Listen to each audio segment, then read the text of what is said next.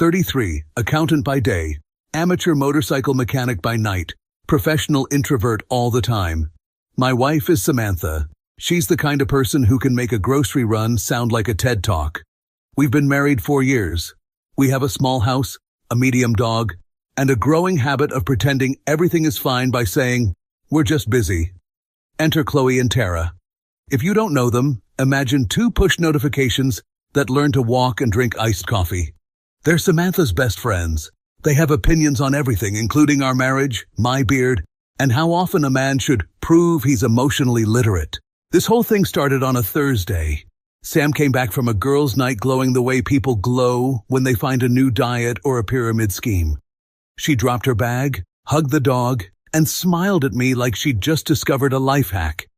"Hey," she said, "we're doing something fun." "If it's another juice cleanse," I said. "I'm still recovering from the cucumber incident of 2023. She rolled her eyes. "It's not a diet, it's a relationship cleanse." "Like, what?" We unplugged the router and talked, and "Cute," she said, tapping my shoulder. "No, it's a 21-day challenge." I paused. "Like push-ups?" "Emotional push-ups." She sat across from me and laced her fingers. Chloe found this video. It says couples get stuck in comfort. So we do a reset. For 21 days, I won't initiate affection. No first texts. No hugs from me first. No kissing me unless I kiss you first. No where are you or when will you be home from me. I'll be calm, busy, focused on me. It shows who is dependent. Dependent, I repeated. On air, food, love, on attention, she said. It's to test balance. I blinked. Chloe's still single, right? She's exploring options, Sam said, like Chloe was choosing grad schools and not men who think astrology is a business plan. I looked at the dog. The dog looked at me like, "Buddy, don't say what you want to say." "So," I said instead, "for 21 days you won't start anything. And if I ask for a hug?" "You can ask," she said, "but the goal is not to need it." "Cool," I said. "I'll schedule my needs," she laughed. "It's just an experiment. We'll be stronger." "Right," I said. "Just to be clear, you want me to play emotional chicken with you for 3 weeks. It'll be fun." "That's what people say before IKEA," I said. "But sure, I can meditate. I can be a monk. I won't even breathe near you unless you breathe first." Sam smiled, kissed the dog's head, and typed something in a group chat named Queens Unfiltered. I could see bubbles popping up like a stock ticker. Hearts, fire emojis, a crown. Somewhere, Chloe probably rang a victory bell. That night, Samantha went to bed with a face mask and a podcast called Own Your Morning. I lay there listening to a woman say, "If he doesn't chase, he doesn't cherish." I looked at our ceiling fan and thought, great, I'm competing with a metaphor and a lemon diffuser. Day 1 was fine. I made coffee. Sam walked in wearing gym clothes that could negotiate a ceasefire. "Morning," she said, sipping. No hug, no kiss. She smiled like a flight attendant. "Big day?" "Just numbers," I said. "You?" "Pilates. Then lunch with the girls. Then I'm organizing the spice rack." "Finally," I said. "Paprika has been acting out." She smirked. "See? You can be cute when you try." "Cool," I said. "I'll save it for day 22. She shook her head, amused but determined. We both knew the vibe. She thought I'd fold by dinner. I thought she'd cave by lunch. I didn't text first that day, not because I'm a hero. Because I was actually busy, and because I'm stubborn on a cellular level. She didn't text me either. At 5 p.m. I sent a thumbs up to my boss. My phone buzzed. Reflexively, my heart jumped. It was a shipping notification for an oil filter. Romance is alive. I got home, cooked pasta, set her plate aside, and turned on some blues. She walked in with shopping bags and that high from winning at being alive. "Smells good," she said. "For you or—" "For both," I said. "I'm generous like that." She smiled. "I'm not that hungry." I twirled spaghetti. "Your loss. The spaghetti will remember this. She scrolled. The phone kept lighting up. I caught glimpses. Day 1, she typed. So far so good. Heart. Crown. Stay firm, Chloe wrote. Don't reward bad behavior with affection. I'm not sure what behavior. Being married? After dinner, I reached for her hand on the couch. She pulled back lightly. Rules, she said. Right, I said. Emotional push-ups. Gotta build that core. She laughed. You'll thank me later. Or I'll resent you forever, I said. 50-50. Day 2, I woke early and hit the garage. If I couldn't hug my wife, I could at least hug a V-twin with a seized carb. Greece is a love language. I left a note on the counter. Coffee's hot. I'll be back before lunch. It wasn't a first text. Notes are analog. The challenge didn't say anything about papyrus. She texted at 11. Picking up candles. Want anything? Then 2 dots. She deleted. New message. Picking up candles. I smiled. Answered nothing. Because now it was a game and I was, unfortunately, very good at games with stupid rules. Day 3, the girls came over. I opened the door with a dish towel over my shoulder like a sitcom dad who lost the remote. Chloe breezed in wearing sunglasses inside, which is how you know she's spiritually at Coachella. Tara followed with a pastry box and a look that said, I'm here to judge carefully.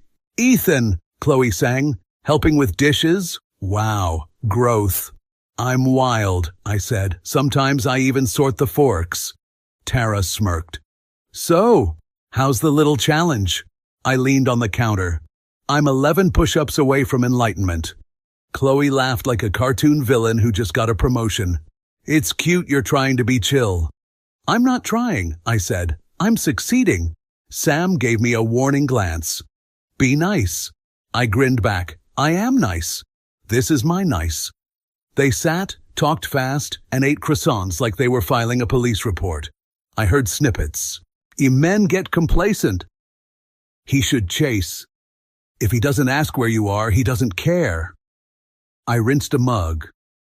Or he respects your independence, I said, like a helpful museum guide pointing at a dinosaur. Chloe tilted her head. Respect is not the same as indifference. And panic is not the same as love, I said. Tara arched an eyebrow. Do you always have a comeback? Only when someone throws a pitch, I said. Also, yes. Sam kicked me under the table, then shot me a look that said, please don't start a TED Talk. I raised my hands in surrender and went to the garage, which is my church, and also where I keep a secret stash of gummy bears. Day 4, I didn't reach for her in bed. She didn't reach either. We lay like 2 phones on airplane mode. She sighed, checked the chat, typed day 4, and turned away. I stared at the ceiling and thought, if we get through this, I'm building a second garage for my emotions. At work, I told my friend Marcus, he's married, 3 kids, always sticky with either syrup or glitter. He laughed until he coughed. 21 days? He said. Bro, that's like dog years. It's fine, I said. I've got projects. I've got a bike. I've got inner peace. You got Netflix in spite, he said. Be honest. Fair, I said. Day 5, Sam posted a story. Day 5, peace drama. She looked amazing, hair done, nails on point. The caption felt like a subtweet for one person who lives in the same house. I tapped a like. No comment. I'm not giving free content to the queens. That night I made tacos. She took a photo. Self-care night, the caption said. I laughed. I cooked, I said. Is that self-care? It's community care, she said deadpan. Thanks, community. Anytime, I said. Community loves you. She smiled despite herself. Then she caught it and put the wall back up. Rules, she reminded. Yep, I said, raising my taco like a toast. To rules. Day 6, I overheard her on the phone in the hallway. No, he's not texting first, she whispered. No, he's not asking where I am. He's weirdly calm. A pause. Chloe, loud enough to hear through speaker. He's pretending. Stay firm. Men panic in silence. Another voice, Tara. Post something hot. Make him sweat. Sam giggled, then caught herself. I don't want to be petty. I walked by and said, be petty, you'll get cardio. She covered the mic and glared. I'm on the phone. I saluted and went back to my spreadsheet, which suddenly felt like a warm hug. Day 7, we crossed the 1-week mark. She made pancakes. I poured syrup. We ate like co-workers on a team-building retreat. I said, happy anniversary of nothing. She snorted. You're ridiculous. You love it, I said. She looked at me for a second too long. Then her phone buzzed. She grabbed it like a lifeline. Sorry, it's Chloe. Of course it is, I said. Does she sleep? She sleeps in empowerment, Sam said, smirking. Must be lumpy, I said. Midweek, I stopped waiting up for her. If she wanted distance, I could give her a map. I went to the gym, actually stretched like an adult, and ate protein that tasted like chalk and regrets. I fixed a sticky door hinge. I cleaned the gutters. I became the most productive version of myself, which is basically what happens when you remove cuddling from my life. Day 9, the girls came over again. I swear they have a key. Chloe wore a blazer like she was about to fire me from my own marriage. Tara had a notebook. I didn't ask. Ethan, Chloe said. We brought matcha. Thank you, I said, taking a Norded and then tried to look serious. Chloe leaned on the island. We're proud of Sam, she said. She's reclaiming her energy. Cool, I said. What am I reclaiming? Your patience, Tara said. Already got that, I said. It came with the warranty. Chloe glanced at Sam's phone. Day 9, she narrated as Sam typed. Almost halfway. Queen behavior. I washed my hands very slowly, just to have a reason to breathe. You know, I said, if the goal is balance, I'm not sure adding a cheering section helps. Chloe smiled. Support systems are healthy. So are boundaries, I said. Like, say, not running your marriage like a group project. Tara opened her notebook. We're not running anything. Great, I said. Then you won't mind running out? Sam sighed. Guys, be nice. I am nice, I said. This is my premium nice. This is the nice I pay extra for. They laughed, which annoyed me and also weirdly relieved me because laughing means we're still human. Day 10, Samantha tried something new. She got dressed like she was meeting a celebrity. Red lipstick, perfume that made the dog sneeze. Going out? I asked. Drinks with the girls. Have fun, I said. You don't even ask where, she said. You don't even tell me, I said, smiling. Balance. She stood there like she wanted me to break character. I didn't. She left. I played guitar badly for 40 minutes and felt like a rock star in a garage with laundry. At 11:30 p.m., she came back louder than the door. We had a great time, she announced. Awesome, I said, pausing the movie. Any celebrity sightings? Just people who know how to enjoy life, she said, dropping her purse like a mic. I nodded. We should invite them to help with the gutters. She rolled her eyes and went to bed. I stayed up and cleaned the kitchen. Because I'm either a saint or an idiot. It depends on the lighting. Day 11, I liked another one of her stories. Day 11, soft life only. She looked stunning again, and I mean that sincerely. I wrote nothing. She noticed. You're not going to comment? She asked that evening. I thought we weren't initiating, I said. Comments are not hugs, she said. On Instagram they are, I said. Have you met the comments section? She laughed, then frowned at herself for laughing. You're impossible. I'm consistent, I said. That night, we lay back to back. I could feel her breathing change like she was editing a script in her head. I wanted to say, can we stop? But then I remembered the TED Talk about men who chase. I decided to chase my pillow instead. Day 12, Marcus asked if I was okay. You look spiritually dehydrated, he said.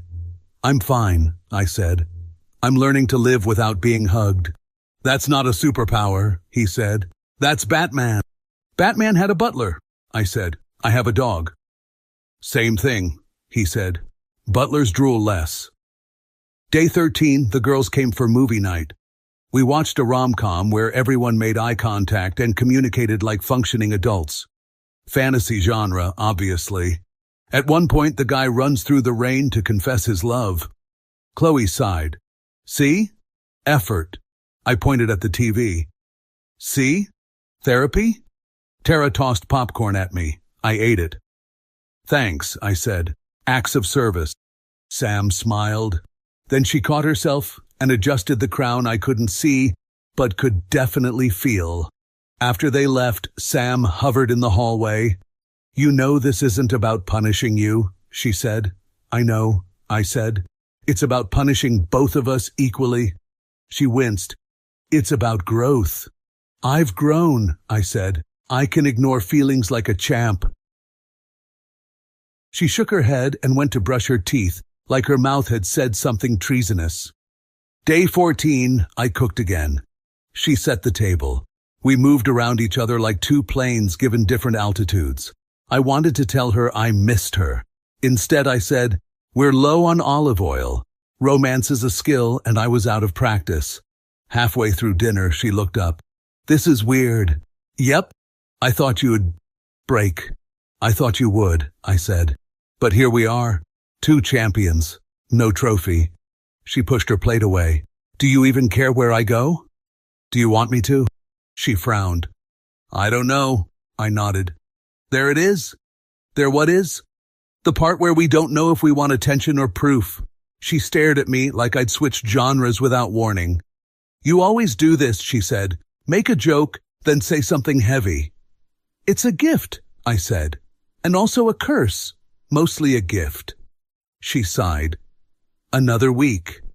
Another week, I echoed, like we were signing up for a marathon we didn't train for. That night, I lay awake and watched the numbers on the digital clock hit midnight. Day 15 was coming. I didn't feel triumphant. I felt tired. Not angry, just tired in the way you get when you hold a door open and no one walks through. I got up, went to the kitchen, and poured a glass of water. The house was quiet in that heavy way that makes you go soft inside. I heard her pad down the hall. She stood in the doorway, hair messy, face soft without the daytime armor. Can't sleep? I asked. No, she said. You? Same. We looked at each other. This was the part in the movie where someone breaks and kisses someone. In our version, the fridge hummed and the dog snored. She opened her mouth, closed it, opened it again. I don't like this, she said. Me neither. Then why are we? You proposed it, I said, gentle. And your board of directors approved. She almost smiled. Then she didn't. Good night, she said. Night. She turned away. I watched her go, felt the ache hit like a delayed flight. I finished my water and told myself to hang on. Day 15 would be the pivot. I could feel it coming, like rain you smell before you see. Day 15 started like a sitcom rerun. Same coffee, same awkward silence, same 2 adults pretending the other was invisible while sharing Wi-Fi. Sam scrolled on her phone, giggling at something. Probably her group chat. I'd bet my motorcycle it was the Queen's. Good morning, I said. She blinked, surprised. Oh, morning. That felt illegal, didn't it? I said. Talking before noon. She rolled her eyes. You're dramatic. 21 days of silence will do that. I'm practically Shakespeare with Wi-Fi. She snorted but didn't bite. The phone buzzed again. She typed fast. I leaned just enough to glimpse. Chloe. He's cracking, right? Sam. Not yet. But he's weirdly calm. It's creepy. Tara. He's pretending. Post something stunning. Make him blink. And she did. A mirror selfie.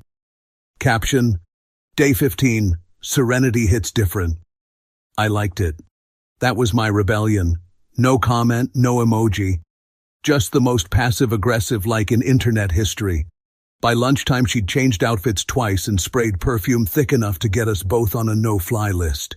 Going somewhere? I asked. Just meeting Chloe and Tara for lunch. Tell the coven I said hi. She sighed. You really can't help yourself. Nope, I said. I'm built different. From sarcasm and disappointment. She came back 3 hours later buzzing with energy. I could smell gossip before she spoke. They think you're bluffing, she said. They sound fun at parties, I said. Chloe says you're pulling emotional manipulation. Cool, I said. I call it existing. She thinks you're trying to make me feel guilty. Why would I do that? So I'll break first. Ah, the ancient sport of break firsting. Classic. She crossed her arms. You're mocking everything. Mockery is my coping mechanism. You took hugs away, I had to substitute something. She wanted an argument. I offered boredom. It worked. That night, I walked in on a live commentary session. Phone on speaker, Chloe's voice echoing like a podcast nobody asked for. Girl, he's too calm. That's dangerous. He's either cheating or planning his exit. I leaned against the doorframe. Plot twist. Both. Chloe's voice sharpened. Is that him? Yup, I said. The villain himself. You shouldn't eavesdrop, Sam said. You shouldn't hold board meetings about your marriage, I said. Maybe if you cared more? Maybe if you cared less about Chloe's PhD and bad ideas. Silence. Then Chloe said, he's gaslighting you. I raised my eyebrows. I'm standing in the hallway, Chloe, not controlling the moon. She hung up. Sam glared. You didn't have to embarrass me. Me? She called our house like she's HR. You could try being respectful. I could, I said. But respect works both ways. Yours expired around day 3. She left the room. I exhaled so hard the dog hid under the table. She tried to act normal the next morning. Small talk over breakfast. Want eggs? Sure. She cracked the shell like it had wronged her ancestors. I think we should have boundaries about jokes, she said carefully. Funny, I thought this whole thing was a boundary. I mean kinder communication. I'm communicating fine. I'm using words, full sentences. She glared. You know what I mean? I do, I said. You want me to behave like I'm on probation. She didn't reply. But I could tell she was tired. Maybe of me, maybe of proving something. That evening, she went out again. The perfume came back stronger. The red dress. The one that used to be our date night dress. You look nice, I said. She froze for half a second. Thanks. No sarcasm, I added. That's new, she said, half smiling. Knock, knock. I opened the door. Chloe and Tara. Of course. I swear these women operate on a rotation schedule. Sam here? Unfortunately, I said. I was about to record a meditation tape. They marched in like they paid rent. Chloe wore a hat that could pick up radio stations. Tara had her notebook again. Ethan, Chloe said sweetly, you look calm. It's the silence. I'm thriving. Really? You don't miss connection? Oh, we connect all the time, just mostly through passive-aggressive dishwashing. Sam tried to play hostess. Girls, wine? Yes, Tara said. Let's toast to independence. I raised my beer. Cheers to selective hearing. They clinked glasses.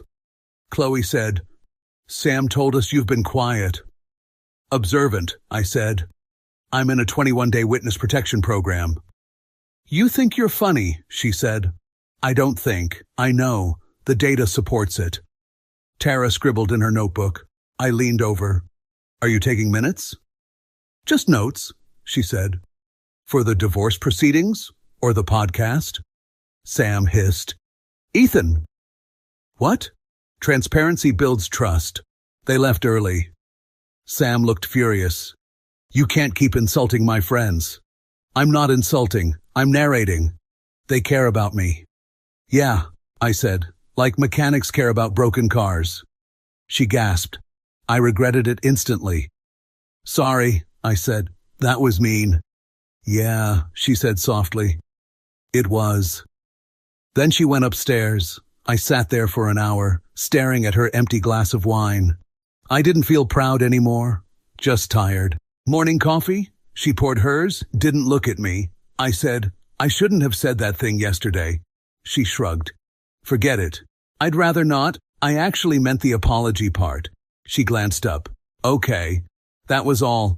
But it felt like progress. At lunch I got a message from Chloe. You broke her confidence? You humiliated her? I stared at the screen, then typed back, Stop texting me. You're not in this marriage. She sent a heart emoji. I blocked her. Felt great. 10 out of 10. That night, Sam cooked. Spaghetti again. We sat opposite each other like peace negotiators.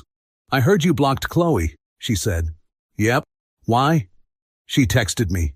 She was defending me. From what? My silence? She said you were cruel. I'm not cruel, I said quietly. I'm just done auditioning. She didn't answer, but she didn't leave either. The tension was weirdly calm now. No fights, no laughter, just quiet acceptance. She dressed up that morning. Brunch, she said. With? Guess?